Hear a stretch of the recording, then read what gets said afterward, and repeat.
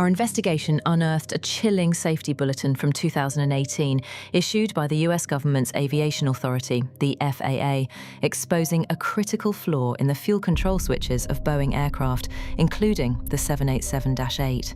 The report made it clear the defect could lead to catastrophic engine failure mid-flight. The bulletin spelled it out in stark terms.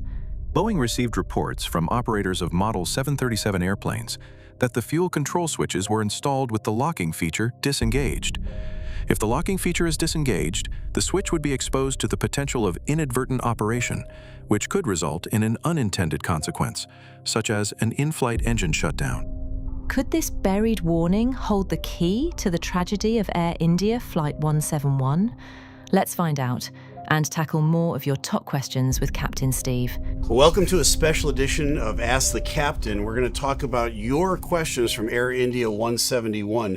Now that the preliminary report is out, we've been inundated with thousands of questions. We're going to try to get to as many as we can, so this might be a multi-part series of Ask the Captain. We can only do so many at a time, but we'll try to get to as many of the pertinent questions as we can. Let's jump into the first one. Roman Joseph 848 says, could the fuel switches have already been in the cutoff position at takeoff and the engines only shut down once the aircraft lifted off and the gear retracted? No, that's not how they work. They're in a detent that holds them into place.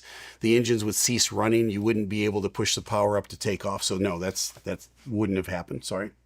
All right, S.R. Snur writes, I'm just an aviation enthusiast, not a pilot, but I'm curious about the mechanics of the fuel control switches.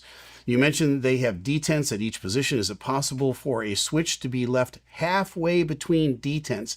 That's a great question. The answer to that is, anything's possible, but the way they are built is that they're meant to lock into one another, and there's a little overlap where they hold each other in, and then they're spring loaded. So could you like put them up on top and just hold it? They would probably fall back down because the backside of them is sloped with that spring pressure to come back to the cutoff position.